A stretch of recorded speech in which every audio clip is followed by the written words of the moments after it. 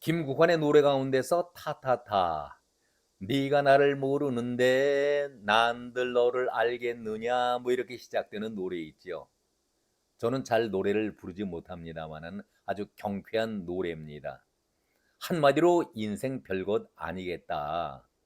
좀 더 넓게 남에게 비난하기보다는 베풀면서 살아가라 하는 그런 인생이 담겨 있는 노래 아니겠습니까? 깜나라 조진국 시간입니다. 이연주 정치인이 있습니다. 1972년생, 올해 52살, 부산에서 태어났고 지금은 경기 용인시의 정지역구 국회의원입니다. 삼선 의원이지요. 19대 때 처음으로 배지를 달고 20대 한 번 건너서 22대에 현재 용인시 정지역구 의원입니다. 정치에 발을 들여놓은 지 2012년이니까 올해로 12년 차가 됩니다. 이현주처럼 당적을 많이 옮기고 또 정치 색깔을 자주 바꾸는 기회파를 바꾸는 사람이 또 있을까? 아마 전무후무하다. 정치 경력에 비해서는 너무나도 많은 변화를 보이고 있는 사람이 이현주 아닐까 이렇게 비난들을 하고 있습니다. 김종인만큼이나 이해할 수가 없는 정치인이다. 이런 소리도 듣습니다. 그래도 김종인은 공과를 떠나서 사회에 커다란 영향력을 미치고 있는 사람 아니겠습니까? 그런대로 우리 정치에 있어서 인정을 받고 중량감이 있는 편이지만 이현주 경우는 거의 모두가 철새 정치인이라고 낙인을 찍고 있는 것 아니겠습니까? 철새 정치인이 무엇입니까? 당을 이리저리 옮길 때에 부르는 말이겠고 이현주는 당을 옮기는 것으로 만족하는 것이 아니라 정치 색깔, 다시 말해서 계파도 자기에게 유리할 때만 자기의 유리한 곳으로 옮겨 다니는 그런 아주 특이한 정치 이력을 보이고 있는 사람입니다. 이것으로 그칩니까? 아니지요. 또 지역까지도 옮겨가면서 정치 행위를 하고 있습니다. 사실 국회의원이 지역을 한번 옮긴다는 것은 자기의 정치 생명을 걸 정도로 아주 중요한 결단을 내려야 하는데 이현주는 여기저기 기웃거리는데 아주 능한 사람 아니겠습니까? 이현주는 원래 부산 태생이기도 하지만은 부산의 정치적인 근거를 갖고 있었는데 경기 광명에 가서 19대, 20대 국회의원을 하게 됩니다. 그러다가 여의치가 않으니까 다시 부산 쪽을 기웃거립니다. 당을 옮겨가다 보니까 따라서 부산 지역이 자기의 출생 지역이면서 또 보수 쪽에 텃밭이기 때문에 그쪽 지역을 기웃거립니다. 부산 남구에 출마를 했었지만은 낙선을 하게 됩니다. 한마디로 정치 이념이라든가 정치 색깔, 정치 소신이 아니라 내가 당선될 곳이 어디냐, 그리고 내가 필요한 당이 어디냐, 유리를 따져보면서 옮겨갔던 것이기 때문에 아주 특이한 철새 중에서도 특이한 철새 소리를 듣는 정치인 아니겠습니까? 천신만고 끝에 7년 방황 끝에 이번에는 이재명이 필요했었는지 이재명이 스스로 이현주를 필요로 했는지 잘 모르겠지만 아무튼 이재명이 철새 이현주 서로가 악어와 악어새의 관계를 유지하면서 이재명의 친절한 도움으로 여기저기 탐색을 하다가 그야말로 경기 용인정 지역에서 안착을 하고 배지를 달게 되는 그런 영광을 차지했습니다. 7년 만에. 그러니까 지역 철새라는 얘기까지도 듣게 되는 것 아니겠습니까? 정당 철새, 계파 철새, 지역 철새 이런 정치인이 있었나요? 아무튼 짧은 정치 경력에 비해서는 아주 다양한 경력을 지니고 있습니다. 결코 자랑할 일은 아닙니다. 본인 배지는 중요하겠지만 잠시의 부끄러움, 망신, 관계치 않아 보이는 것이 이현주 아니겠습니까? 결코 바람직한 정치인의 모습은 아닙니다. 지금 이현주가 민주당에서 최고위원 후보로 나서고 같이 경쟁을 하고 있는 김민석, 모두가 다 출전한 사람들이 친명 어천가를 부르고 있는 사람들이지만은 김민석이 어떤 사람입니까? 한때에는 정말 지략가로서 책사로서 대단한 인기를 누렸던 김민석 아니었습니까? 민주당 역사상 최고의 정치 공학자다, 이런 찬사를 들었던 사람이 김민석이었습니다. 그리고 책사로 불렸었죠. 머리가 뛰어나기 때문에. 또 잘생기고 이미지도 깨끗한 젊은 정치인이었기 때문에 아주 각광을 받는 민주당의 차기 주자로서 인기를 누렸었는데, 당시에 노무현과 정몽준이 대선 후보로 나서는 싸움이 벌어졌을 때에 가만히 생각하니까 노무현은 그야말로 인기가 전혀 없었지 않습니까? 정몽준의 손을 잡고, 정몽준의 위세가 워낙 크다 보니까 탈당을 하면서 정몽주의 손을 잡았었는데 결과가 어떻게 됐었습니까? 정몽준이 무너지니까 바로 김민석도 무너지지 않았었습니까? 이현주는 물론 정치를 하면서 때로는 탈당과 입당을 아주 흔하게 자주 해왔었는데 비난과 욕을 먹는 경우는 잠시뿐이다, 별로 개의치 않는다, 그런 모습으로 자기의 소신, 그것이 소신인지 모르겠지만은 아무튼 그런 행동을 보여왔었습니다. 그런데 이현주의 약점 중에 약점은 대선과 같은 그런 중요한 선거 기간 중에 상대 후보를 아예 대놓고 공개 지지를 선언합니다. 얼마나 위험한 일입니까? 남들이 볼 때는 정치적인 소신이 강하다, 이렇게 칭찬을 듣기도 하겠지만은 그렇게 선언을 해놓고 나서 탈당하는 사례가 빈번했지 않았습니까? 그렇기 때문에 우리 정치에서는 이런 행위 자체가 아주 드물고 배신 행위다, 이렇게 간주하면서 이현주에 대해서는 인식이 별로 좋지는 않습니다.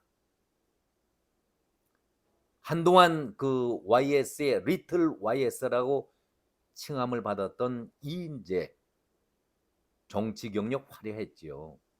이인재의 정치 경력을 한번 살펴보지요. 얼마나 인정을 받았었습니까? 대선 주자급으로서도 많이 인식이 되어 왔었는데 당적을 자기 필요에 따라서 바꾸고 그러다 보니까 지지층을 모두 다 잃게 되는 것 아니겠습니까? 불사조 이인재, 피닉스 이인재라는 칭찬을 들었고 칭송을 들어왔던 이인재가 결국은 초라한 피닉제, 피닉스가 아니라 피닉제로 조롱을 받았던 것 여러분 다 기억하시지 않겠습니까? 화려한 명성과 인기가 한꺼번에 사라지면서 아주 초라한 피닉제로 조롱을 받았던 이인재 아니었었습니까? 정치를 계속하려고 한다면 이현주는 우선 이런 정치 틀과 함께 입만 내놓고 독소를 퍼붓고 남을 비난하기보다는 정말 내공이 있는 아내 정치, 배움의 정치를 먼저 터득을 해야 된다. 저는 그래서 정치 공부와 함께 인간 공부도 해야 된다, 이런 말씀을 드립니다. 아니, 앞서서 지역 철새 얘기도 말씀을 드렸지만은 우리 정치사 12년 동안 이게 짧은 정치 경력을 갖고 있으면서도 그 기회파를 한번 살펴보지요. 처음에 출발이 친한명숙계였습니다. 이어서 친안철수, 반문 얼마나 치열했었습니까? 문재인 아웃을 외치고 삭발까지 하던 이현주 아니었었습니까? 그리고 친황규영계로 넘어갑니다. 여기에서 다시 친홍준표로 잠시 머물렀다가 반 윤석열 대열에 합류하면서 친 이준석 쪽으로 붙습니다. 친 이준석계로. 그리고 7년 동안 방황을 하다가 친 이재명 쪽으로 다시 돌아오게 된 것 아니겠습니까? 자신을 중도 우파라고 얘기를 하면서 민주당에서 정치를 하면서 우클릭하고 보수 쪽으로 붙었을 때는 아주 태극기 부대에 열렬하게 앞장서면서 민주를 외쳤던 사람이 이현주 아니었었습니까? 참 묘하게도 이현주는 당을 옮길 때마다 자기가 공개 지지하고 있었던 그 당과 사람들을 떠날 때에는 아주 극렬하게 독소를 퍼붓고 떠나지 않습니까? 7년 만에 이재명의 품에 안겼을 때에 윤석열 정부를 전체주의 정부라고 아주 혹평을 했었던 그 사람이 바로 이현주 아니었었습니까? 이런 이현주의 행보를 진중권이 한마디로 정리를 했습니다. 이현주의 행보는 민머리 철새다. 아직까지 특이하고 이해가 가지 않는 부분이 박근혜 탄핵 때에 아주 잘한 것이다. 민주당 때 이렇게 앞장서서 탄핵을 찬성했던 사람이 이현주 아니었었습니까? 그러던 그 당시에 민주당의 몸을 담았었을 때에 이현주가 온건 친박 성향의 방송에 나가서는 이런 소리를 했다는 것 여러분 믿으시겠습니까? 바른미래당 유승민과 안철수를 비판하다가 그러니까 바른미래당 쪽으로 몸을 옮겨왔을 때에 오히려 그 당의 안철수와 그리고 유승민을 비난하고 진행자가 하도 어이가 없으니까 이렇게 묻지요. 그럼 탄핵을 뼈저리게 후회하고 계십니까? 이렇게 묻습니다. 당시에는 민주당이라 별 생각 없이 탄핵에 찬성을 했으며 후회하고 있습니다. 아주 반성하고 있습니다. 이렇게 이현주가 태도를 돌변합니다. 여기에 대해서 같은 당 소속의 우상호가 한마디를 던져주지요. 아니 이제 와서 박근혜 탄핵에 문제가 있었다라고 말을 하는데 박근혜 탄핵을 앞장서서 탄핵을 지지했던 그런 사람이 이제 와서 그 당을 가려고 바른미래당 쪽입니다. 바른미래당을 가려고 박근혜 탄핵에 문제가 있었다라고 얘기한다면 그게 말이 되느냐? 우상호의 그 날카로운 비판, 이현주의 이중성을 비난하는 것 아니겠습니까? 이것이 바로 정말 이해할 수 없는 정치판, 정치 세계 아니겠습니까? 자기가 필요하면은 손잡고 자기가 필요치 않으면은 발 걷어 차는 것이 정치판 아니겠습니까? 아주 냉혹합니다. 그러면서 이현주는 박근혜 전 대통령 탄핵에 찬성했던 이현주가 박정희 전 대통령은 천재였다. 이런 대통령이 우리 역사에서 나타났다는 것이 우리 국민의 입장에서는 굉장히 행운이었다. 이런 발언을 해서 또 한번 깜짝 놀라게 만들었었죠. 그러면서 이현주는 탈당 기자회견에서 좌파 운동권 정부가 들어선 이래 자유민주주의라는 체제의 근간이 허물어지고 있다. 문재인 정권의 광기어린 좌파 폭주를 저지하기 위해서 단기 필마로 신보수의 길을 개척하겠다. 이렇게 말을 하면서 민주당을 탈당했던 것 아니겠습니까? 여러분들은 이 말에 대해서 진정성이 있다라고 느껴진다고 생각을 하십니까? 기가 막힌 얘기죠. 아무튼 이현주의 정치 논리는 저는 정치에 대해서 과문하지만은 아직까지도 이해할 수가 없습니다. 이현주의 과거는 이 정도로 접어두고 최근에 민주당에서 밥값을 해야 하지요. 7년 만에 이재명의 그 은혜로 배품으로 배지를 달게 됐으니까 밥값을 해야 되겠다 해서 친명 어천가를 부르면서 당 최고위원 후보로 나서지 않았겠습니까? 그런데 8명의 경쟁자들 가운데서 지금 5위권을 달리고 있기 때문에 턱걸이 하는 식으로 불안하니까 계속해서 언론에 자기에게 관심을 끌어달라고 강한 메시지를 던지고 있습니다. 그 방법 중에 하나가 한동훈을 건드리는 것 아니겠습니까? 가장 정말 정치적으로 많은 관심을 끌고 있는 한동훈을 상대해야 자기 자신이 조금 더 돋보이고 유리하게 개딸들로부터 지지를 받게 되니까 아주 강한 메시지를 던지게 됩니다. 기가 막힌 얘기죠. 한동훈 후보가 국민의당 당대표로 선출이 됐다. 이준석에 이어서 지지층 다수가 7080임에도 당대표로 젊은 세대를 선출해서 권력을 잡고자 하는 전략적 사고는 정말 독하다. 국민의힘을 이렇게 비난하고 있는 것입니다.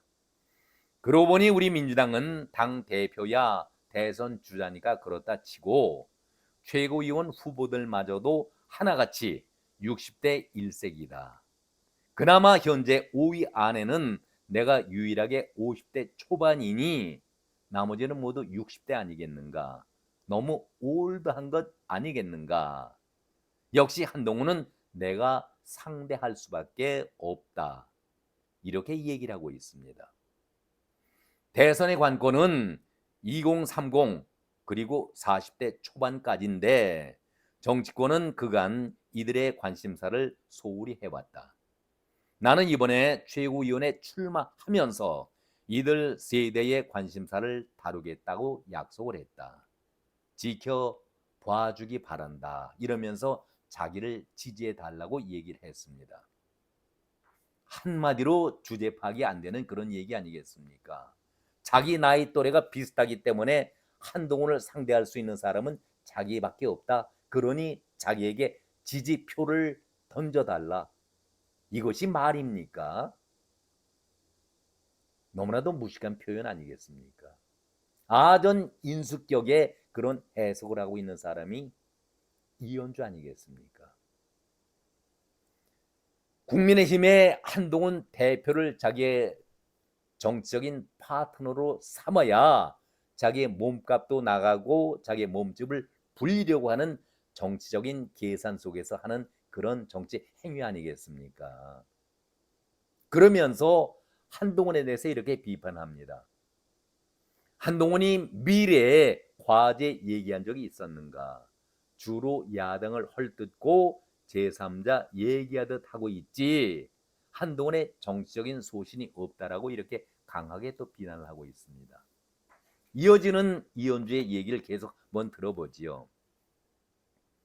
한동훈은 한마디로 대선 주자급이 아니다 이렇게 얘기를 하고 있습니다. 그 이유가 너무나도 황당한 것이죠.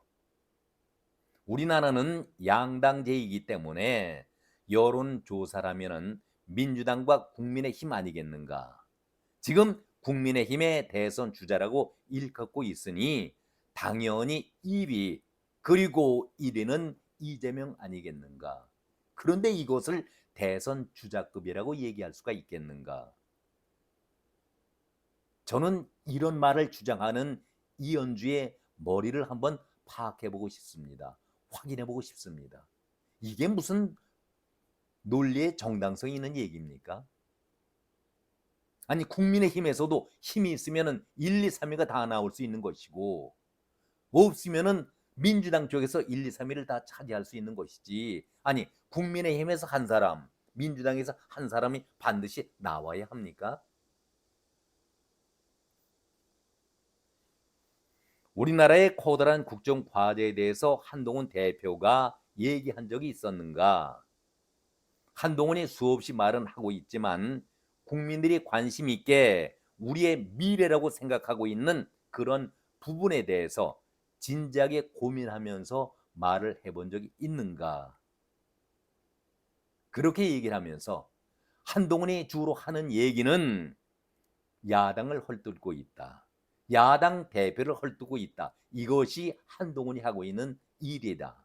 정치다. 이렇게 아주 매몰차게 비난을 했습니다. 이현주 씨, 내가 하나 묻겠습니다. 당신은 중도 우파라고 얘기를 했잖아요.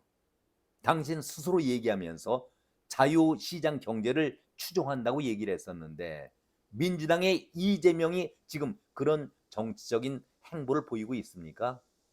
문재인이 그러지 않는다고 해서 당신 삭발까지 했던 사람 아니겠습니까?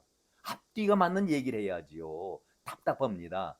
자기 자신은 아주 똑똑하다고 하면서 논리 있게 얘기한다고 하지만은 너무나도 무식한 얘기를 자주 하고 있습니다.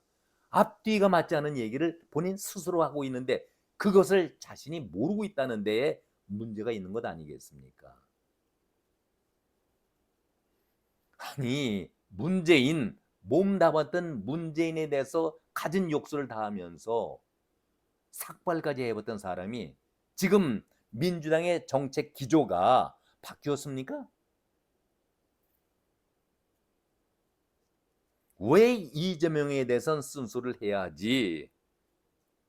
이재명이 배지를 달아준 것이니까 아직까지는 이재명의 약발이 통하기 때문에 이재명을 비난하지 않고 있는지 모르겠습니다.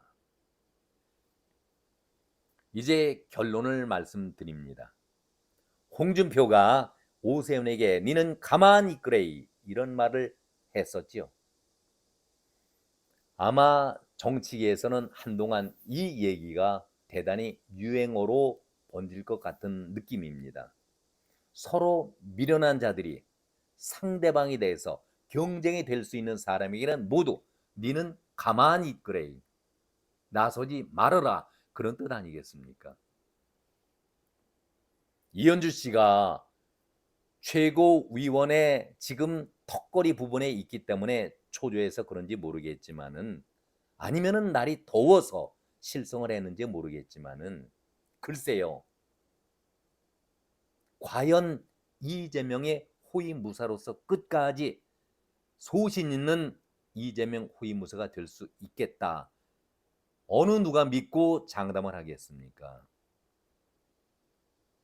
문재인 앞에서 삭발까지 했었던 이현주인데 만약의 경우 이재명이 10월 달부터 본격적으로 사법 처벌이 이루어지게 된다라면은 이현주가 그 분위기를 보면서도 끝까지 따라가고 있을까요? 이재명의 속마음을 그리고 이현주의 속마음을 과연 누가 정확하게 알 수가 있을까요? 저는 잠시든 오래든 간에 이재명이 결코 버틸 수 없다라고 인정을 한다면은 이현주가 계속 민주당에서 버틸까?